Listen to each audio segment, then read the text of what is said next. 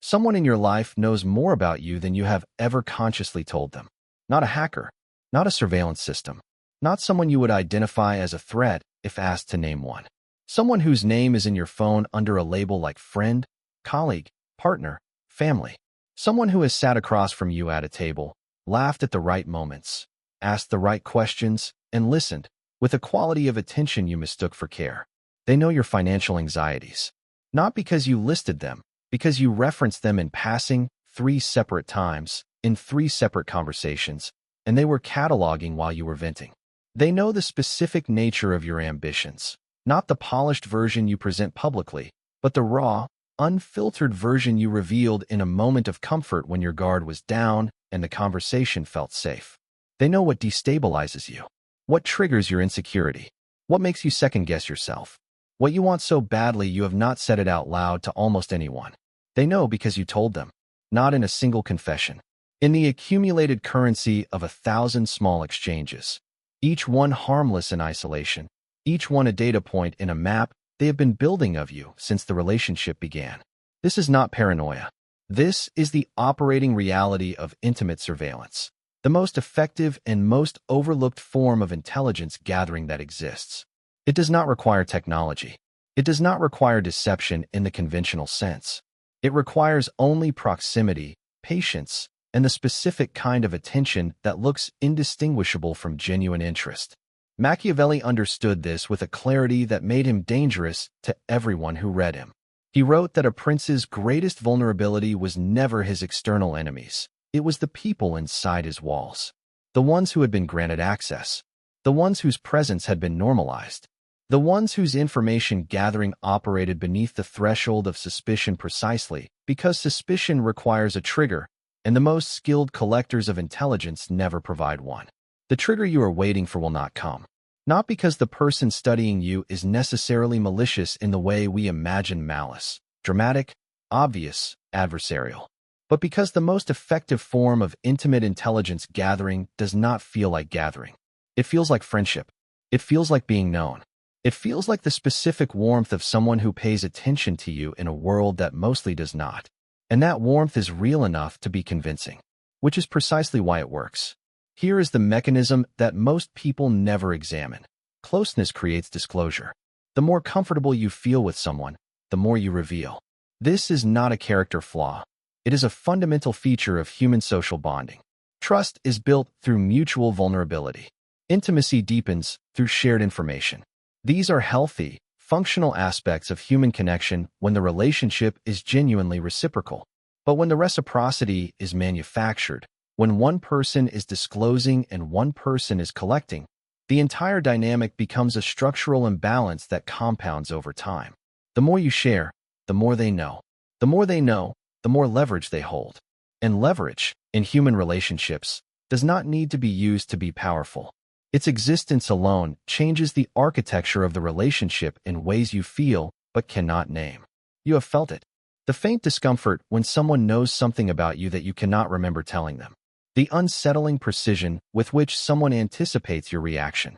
The moments when a conversation takes a turn that seems accidental but lands with surgical accuracy on exactly the thing you most wanted to avoid discussing.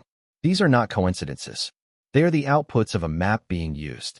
Subscribe to Mastering Influence now, because what you are about to learn is not a warning. It is a blueprint for understanding the exact mechanism by which intimate surveillance operates, how to identify it in your current relationships, and how to rebuild the cognitive armor that proximity has been quietly dismantling. The people who study you are counting on you never developing this framework. That calculation ends today. Before we go into the framework, you need to understand what is waiting at the end of this video, and what it will cost you to stop watching before you get there. The final section contains what we are calling the Information Architecture Audit, a precise, step-by-step system for assessing every significant relationship in your life against a single critical variable, the asymmetry of what they know about you versus what you know about them.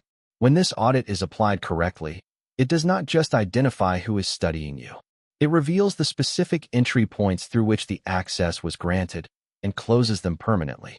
But here is why the audit alone is not enough without the preceding framework. The Information Architecture Audit is a diagnostic tool. Like any diagnostic tool, it produces data. But data without the interpretive framework to understand it is not protection, it is noise. You need to understand the mechanism of intimate surveillance before you can accurately identify its presence. You need to understand what information asymmetry looks like in practice before you can measure it in your own relationships. You need to understand how you train the people studying you before you can stop the training. Every section of this video is a layer. Remove one, and the audit produces false negatives, which are more dangerous than no audit at all, because they create the illusion of safety inside a structure that has already been compromised. Now understand the cost of stopping here. If you do not understand that proximity is intelligence, you will continue treating closeness as inherently safe, and continue disclosing to people whose attentiveness is not affection but data collection. Every conversation you have from this point forward without this framework is another transfer of information you cannot take back. If you do not understand information asymmetry as a power structure, you will continue misreading the dynamics of your most significant relationships. You will feel the imbalance, that persistent, low-grade unease that something is not reciprocal, and dismiss it as your own insecurity rather than accurate perception of a structural reality. If you do not understand that you trained them, that the access was given, not taken, you will spend your energy looking for a betrayal that happened years ago in plain sight, in conversations you initiated, in vulnerabilities you volunteered. The protection starts with the framework. The framework starts now. Let us establish the foundational cognitive reality that most people spend their entire lives refusing to examine. Every relationship is an information exchange. The question is never whether information is moving, it is who is tracking it. This statement will feel uncomfortable to people who prefer to believe that their closest relationships exist outside the architecture of strategy and leverage. That belief is one of the most exploited cognitive vulnerabilities in human social life. Because the person who operates without this awareness does not escape the dynamic. They simply become the uninformed participant in it. Machiavelli was precise about this principle in his analysis of court dynamics. He observed that the most dangerous advisors were never the ones who announced their ambitions. They were the ones who asked questions, who listened without interrupting, who remembered details that most people would consider insignificant, who built, over months and years of proximity, a comprehensive understanding of the prince's psychology, his fears, his vanities, his blind spots, his pressure points, that could be activated at precisely the right moment. The court is gone. The dynamic is not. In modern human relationships, professional, personal, intimate, the same mechanism operates with identical precision. And it operates most effectively in the relationships you have designated as safe. Because safety lowers the threshold of disclosure. And lowered disclosure thresholds mean accelerated information transfer to whoever is positioned to receive it. Here is the precise cognitive mechanism we are naming proximity intelligence accumulation. The process by which a person builds a comprehensive psychological profile of someone through sustained, attentive proximity rather than direct interrogation. It works like this. In any relationship of sufficient closeness and duration, the subjects of conversation are rarely neutral. You discuss your work, which reveals your ambitions, your frustrations, your professional insecurities, and your assessment of the people above and below you.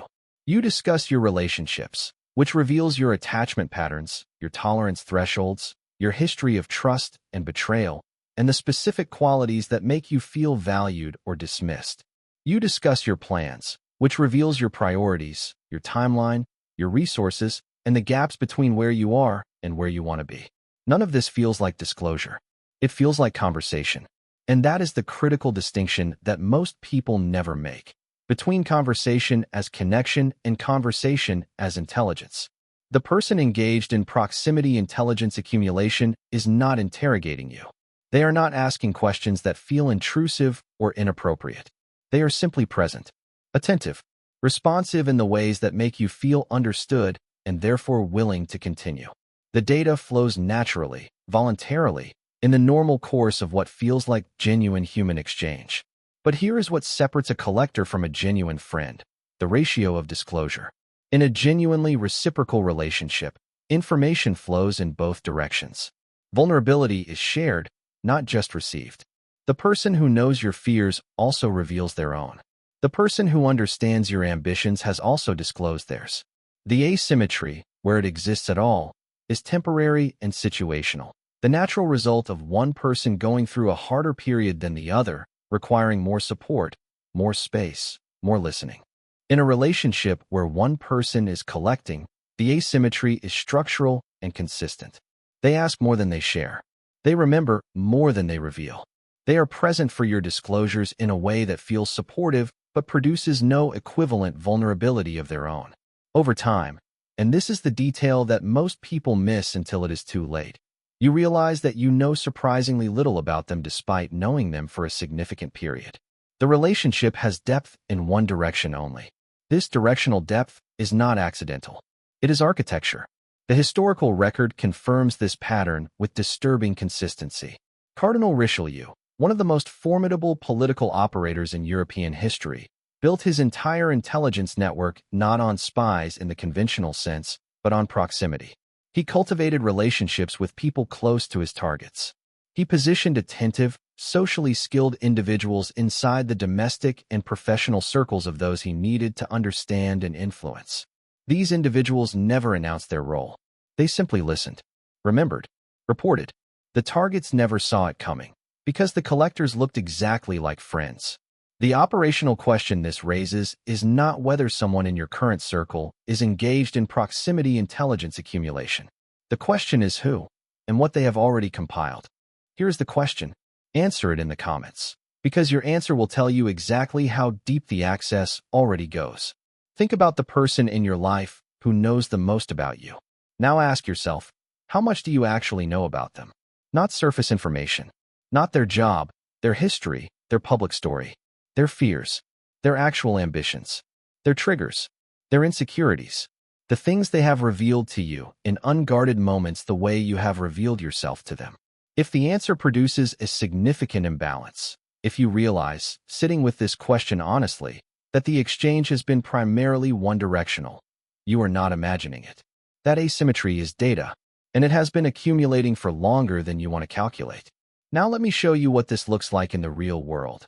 Not in a political court, not in a corporate thriller, but in the kind of quiet, ordinary, devastatingly human situation that this dynamic almost always produces. Consider the story of a man we will call James, 38 years old, a decade into building a business in the creative industry, the kind of work that requires both technical skill and a professional network built on trust and reputation. He had a close friend, let us call him Ryan, whom he had known for 6 years. A genuine friendship by every surface measure. Regular contact. Shared history. The specific comfort of someone who knew your story without needing it explained. Ryan was a good listener. Exceptionally good. He rarely dominated conversations. He asked follow-up questions that demonstrated he had retained details from exchanges months earlier. He had a quality of attentiveness that James had always experienced as one of Ryan's best qualities. The sense of being genuinely heard in a world that mostly half listens. What James had not examined was the ratio. 6 years of friendship. Hundreds of conversations.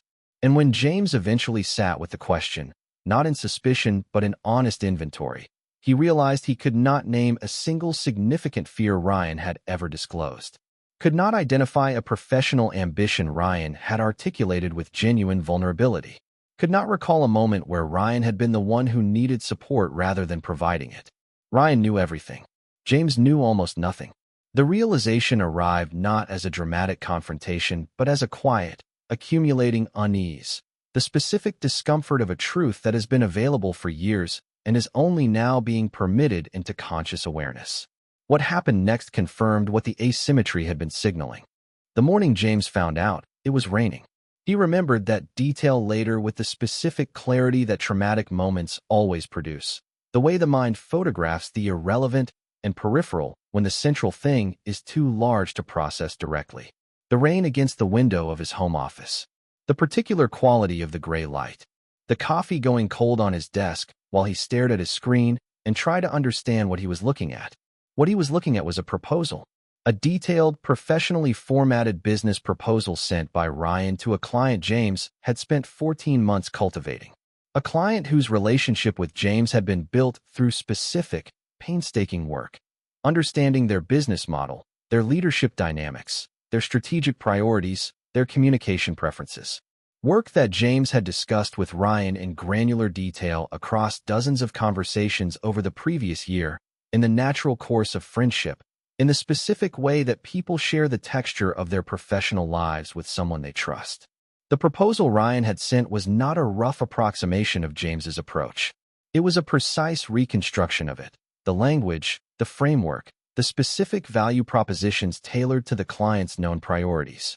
It was, in every meaningful sense, built from the blueprint James had provided without knowing he was providing it.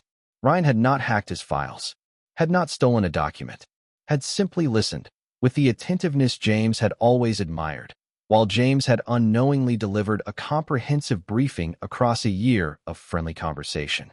James sat with this for a long time before he moved. Not because he was paralyzed, though there was that. Because something larger than the immediate betrayal was demanding to be processed. The realization that was forming was not just about Ryan and the proposal. It was about the entire architecture of what he had believed the friendship to be, and what, in retrospect, the evidence suggested it actually was. He began reconstructing. Not the last year, the last 6. Pulling conversation threads from memory with the new interpretive framework that the proposal had forced him to apply. And what he found, applied retroactively, was a pattern so consistent and so completely invisible in real time that the discovery produced a specific kind of vertigo. The disorientation of realizing that something you were certain you understood was something you had never understood at all. The early conversations, the ones where Ryan had established the friendship's emotional foundation, had been characterized by Ryan's exceptional interest in James's professional world. His questions had felt like engagement. His retention of details had felt like investment. His follow-up in subsequent conversations. How did that pitch go? What did they decide? How are you feeling about the direction? Had felt like the specific attentiveness of a friend who genuinely cared about your work. Reconstructed with the new framework, each of those exchanges looked different. The questions were not random expressions of interest. They were systematic, covering clients, methodology, industry relationships, strategic thinking, competitive positioning. Building, conversation by conversation, a comprehensive picture of James's professional world, its assets, its relationships, its approach, its vulnerabilities. Ryan had asked, in various forms and at various points, about nearly every significant client relationship James had. About what made each client trust him. About the specific language James used when positioning his value. About the moments where James had lost business and what he believed had caused the loss. James had answered, fully, voluntarily, with the openness of someone who believed he was simply talking to a friend. The subconscious unease he had periodically felt, the faint sense that something in the friendship was not quite reciprocal, that Ryan's own professional life remained curiously opaque despite the apparent intimacy of their exchanges, had been dismissed each time as his own projection. As the specific insecurity of someone who had been burned before and was looking for patterns where none existed. The pattern had existed. He had been looking directly at it for 6 years and filing it as friendship. The professional damage was recoverable, difficult, but recoverable. The client relationship survived, though it required careful management. The business continued. What did not recover easily was the cognitive framework James had been operating with, the one that treated closeness as inherently protective, attentiveness as inherently caring, and the absence of obvious red flags as the presence of genuine safety. That framework had cost him 6 years of carefully accumulated professional intelligence delivered freely to someone who had been running a parallel calculation the entire time. The information had not been taken. It had been given, conversation by conversation, in complete comfort, with complete trust. And that, the completeness of the trust, was the most disorienting part of all. Now we build the complete protective framework. Every principle, every diagnostic, the full information architecture audit, and the cognitive armor that prevents this from happening again. The second principle, silent people are not safe people. This principle requires the most careful articulation because it runs against a social norm that is deeply embedded. The idea that quiet, attentive, non-disclosing people are simply private, that their reticence is a personality trait rather than a strategy. Sometimes it is a personality trait. Introversion is real. Private people exist and are not inherently dangerous. The distinction that matters is not whether someone is quiet. It is whether their quietness produces a consistent, structural information asymmetry in their relationships. Here is the precise diagnostic. In any relationship of genuine reciprocity, both parties accumulate knowledge of each other at roughly comparable rates over time. Not identically. There are natural variations based on personality, communication style, and circumstance. But comparably. If you have known someone for 2 years and you realize you could not answer basic questions about their fears, their genuine ambitions, their relationship history, their professional insecurities, despite having shared your own extensively, the asymmetry is not personality. It is architecture. Information asymmetry is power asymmetry. This is not metaphorical. In any relationship, personal, professional, political, the person who holds more information about the other person holds structural leverage. They can anticipate. They can preempt. They can influence. They can, if they choose, weaponize. And crucially, they can do all of these things without the other person ever identifying the mechanism, because the mechanism is invisible from inside the asymmetry. Machiavelli was explicit about the danger of this dynamic in advisory relationships. He warned that the prince who revealed too much to his advisors while learning too little about them had inverted the power structure of the relationship, had made himself the subject of intelligence rather than its holder. The advisor who knew the prince's fears and the prince who did not know the advisor's loyalties were not in a relationship of equals. They were in a relationship where power flowed in one direction. Your close relationships are no different. The asymmetry, where it exists, is not neutral. It is a loaded structure, whether or not it is ever discharged. The third principle, you train them. This is the hardest principle to accept, not because it is unclear, but because it requires a complete reorientation of where the responsibility for the access lies. Most people, when they discover that someone close to them has been accumulating intelligence, orient their analysis around the collector. What did they do? How did they manipulate? What was their strategy? This orientation is understandable but incomplete because it locates the entire dynamic in the other person's behavior and removes your agency from the equation entirely. The more accurate and more useful analysis includes your own behavior, because in the vast majority of cases, the access was not engineered through sophisticated manipulation. It was extended through your own disclosure patterns that were established early in the relationship and never examined or adjusted. Every time you overshared in a moment of emotional vulnerability, revealing fears, resentments, or insecurities that you would not have disclosed in a calmer state, you provided data that a collector filed and a genuine friend would have handled with discretion and forgotten. Every time you revealed your triggers in a conflict, showing precisely which words, which tones, which accusations produced the strongest destabilizing effect, you handed over a manual for influencing your emotional state. Every time you announced your plans before executing them, sharing the idea, the timeline, the strategy, the anticipated obstacles, you transferred information that could be used to anticipate, preempt, or replicate your moves. The access was given. Recognizing this is not self-blame. It is the reclamation of agency. Because if you gave it, you can stop giving it. And stopping it does not require confrontation, accusation, or the destruction of the relationship. It requires only the disciplined adjustment of your own disclosure patterns. The Information Architecture Audit, step by step. Here is the complete framework for assessing and rebuilding your information architecture. Step 1. Map the asymmetry. For every significant relationship in your life, ask the diagnostic question, what do they know about me versus what do I know about them? Be specific. List categories, fears, ambitions, financial situation, relationship history, professional vulnerabilities, future plans. Where the gap is large and consistent, the asymmetry is structural. Step 2. Identify your disclosure triggers. When do you overshare? Emotional states, stress, excitement, alcohol, loneliness, the specific comfort of feeling understood, are the most common disclosure accelerators. Knowing your triggers allows you to install a pause between the impulse to share and the act of sharing. Step 3. Audit your announcement patterns. Do you share plans before executing them? Do you discuss ideas before they are developed enough to protect? The rule Machiavelli applied to his own strategic thinking was precise. Reveal outcomes, not processes.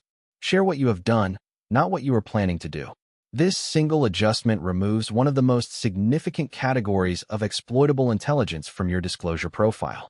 Step 4. Introduce deliberate reciprocity tests.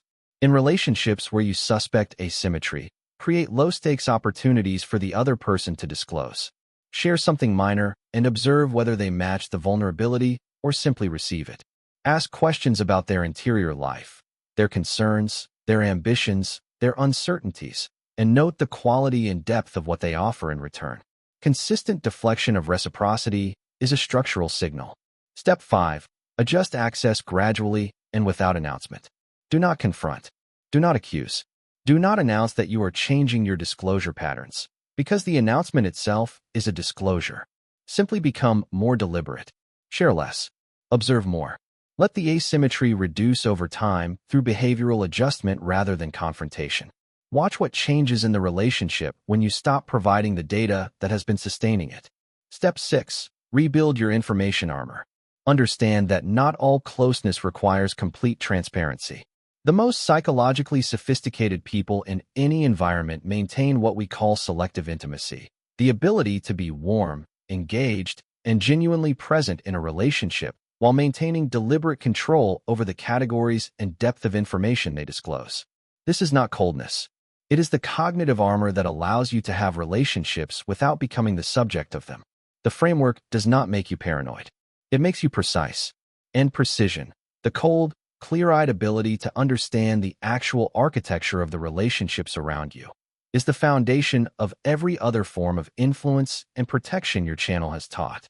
You now hold the complete framework. The 3 principles. The Information Architecture Audit. The 6-step system for identifying who is studying you, understanding how the access was granted, and rebuilding the cognitive armor that proximity has been quietly dismantling. And you are still exposed. Because here is what this video did not cover. What happens when the person studying you decides to use what they have collected? Not the passive accumulation of intelligence, the active deployment of it. The specific ways that intimate knowledge gets weaponized in conflict, in competition, in the moments where the relationship shifts from apparently safe to demonstrably dangerous.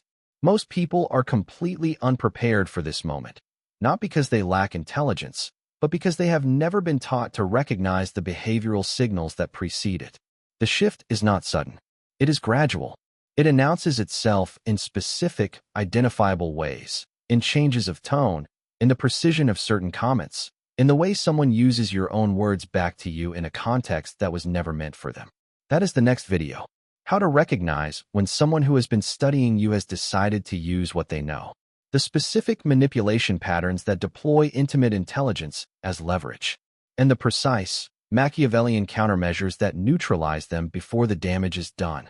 The end screen is live. Click it now. Because knowing you are being studied is only half of the equation. The other half is knowing what happens when the study ends and the application begins. You need to be ready for that. And right now, you are not.